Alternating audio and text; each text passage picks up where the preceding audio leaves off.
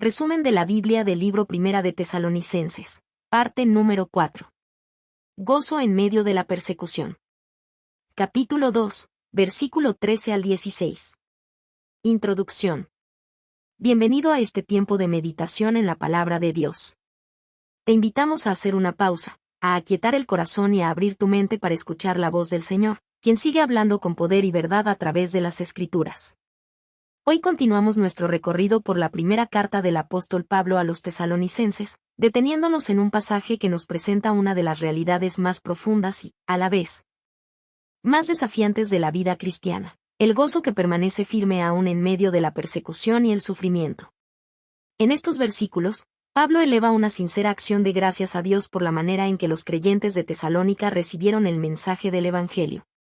Ellos no lo trataron como simples palabras humanas, ni como una enseñanza más entre muchas, sino que lo abrazaron con fe como lo que realmente es, la palabra viva y verdadera de Dios, eficaz para salvar, transformar y sostener la vida del creyente. Este pasaje nos recuerda que seguir a Cristo no significa una vida libre de dificultades. El camino del discipulado incluye gozo, pero también oposición, esperanza, pero también pruebas, paz interior, aun cuando las circunstancias externas son adversas.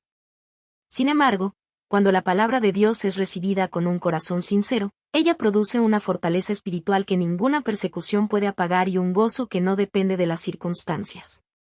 A través de este mensaje, somos llamados a reflexionar sobre nuestra propia respuesta al Evangelio y a recordar que no estamos solos en el sufrimiento. Muchos antes que nosotros han caminado este mismo sendero de fe, perseverando con fidelidad y esperanza. Dispongamos, entonces, nuestro corazón para escuchar lo que el Señor desea enseñarnos hoy, confiando en que su palabra sigue obrando con poder en aquellos que creen. Gozo en medio de la persecución. Pablo comienza este pasaje elevando una acción de gracias constante a Dios por la iglesia en Tesalónica. Su gratitud no se basa en logros humanos ni en circunstancias favorables, sino en algo mucho más profundo, la manera en que los creyentes recibieron la palabra cuando les fue anunciada. Ellos no la escucharon como una simple opinión, ni como un discurso humano, sino que la aceptaron con fe como lo que verdaderamente es, la palabra de Dios.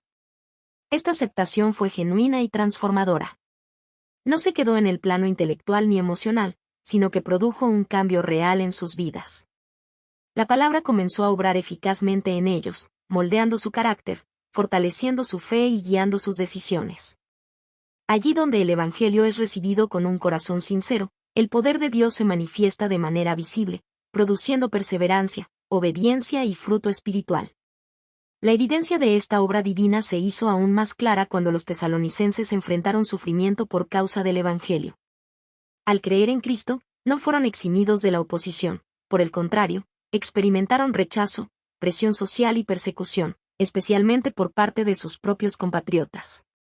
Aquellos con quienes compartían historia, cultura y vínculos cercanos se convirtieron en instrumentos de aflicción. Sin embargo, el sufrimiento no debilitó su fe. Al contrario, la fortaleció. La persecución se convirtió en una confirmación de que estaban caminando en el camino de Cristo. Su perseverancia mostró que su fe era auténtica y que la obra de Dios en ellos era real. El Evangelio no solo los había salvado, sino que también los estaba capacitando para permanecer firmes en medio de la adversidad. Pablo los anima recordándoles que no estaban solos en esta experiencia. Al sufrir por causa de Cristo, los tesalonicenses se habían convertido en imitadores de las iglesias de Dios en Judea, que también habían padecido persecución por permanecer fieles al Señor Jesucristo. Desde los primeros días de la iglesia, el pueblo de Dios ha caminado por este sendero de fidelidad, marcado tanto por el gozo de la salvación como por el costo del discipulado. El apóstol también introduce una advertencia solemne. Aquellos que persisten en rechazar la verdad, en oponerse al Evangelio y en impedir que otros conozcan la salvación, se colocan bajo el juicio de Dios. Este no es un mensaje de resentimiento ni de venganza humana, sino una declaración seria sobre la responsabilidad espiritual. Rechazar la gracia de Dios y resistir su obra tiene consecuencias eternas.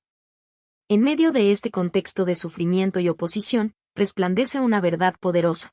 El gozo cristiano no depende de las circunstancias externas, sino de una convicción profunda de que Dios está obrando, aún en medio del dolor. Cuando la palabra de Dios es recibida como verdad viva, ella sostiene al creyente, fortalece su fe y guarda su corazón, incluso cuando el camino se vuelve difícil. Este pasaje nos recuerda que la vida cristiana no está exenta de pruebas, pero sí está llena de la presencia fiel de Dios. Y allí donde su palabra habita, el gozo permanece, la esperanza se renueva y la fe se mantiene firme hasta el final. Conclusión. Este pasaje nos recuerda una verdad profunda y consoladora. El verdadero gozo cristiano no está en ausencia de sufrimiento, sino en la presencia fiel de Dios en medio de él. La experiencia de los tesalonicenses nos enseña que cuando la palabra de Dios es recibida con fe, humildad y obediencia, ella echa raíces profundas en el corazón y produce una fortaleza espiritual que ninguna persecución puede destruir. Los creyentes de Tesalónica no fueron sostenidos por circunstancias favorables, sino por una convicción firme de que Dios había hablado y estaba obrando en sus vidas. Esa certeza les permitió permanecer fieles cuando el Evangelio les costó rechazo, incomprensión y dolor.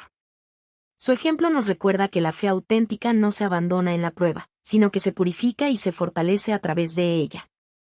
Hoy, este mensaje nos invita a examinarnos con sinceridad delante del Señor. ¿Recibimos su palabra como una verdad viva que guía nuestras decisiones y transforma nuestra manera de vivir?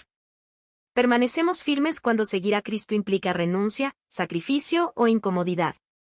Encontramos consuelo y gozo al saber que no caminamos solos, sino que formamos parte de una gran familia de creyentes que, a lo largo de las generaciones, ha permanecido fiel al mismo Señor. Que el ejemplo de la iglesia de Tesalónica y de las iglesias de Judea nos anime a perseverar con esperanza, a no desanimarnos ante la oposición y a confiar en que Dios sigue obrando poderosamente en medio de toda prueba.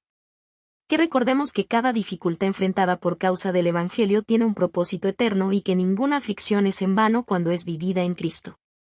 Que vivamos, entonces, una fe firme que no se rinde, un gozo inquebrantable que no depende de las circunstancias y una esperanza viva anclada en la fidelidad de Dios. Él es fiel a sus promesas, y su palabra nunca vuelve vacía. Que el Señor nos conceda perseverar hasta el final, para la gloria de su nombre y el testimonio de su gracia en nuestras vidas. Amén.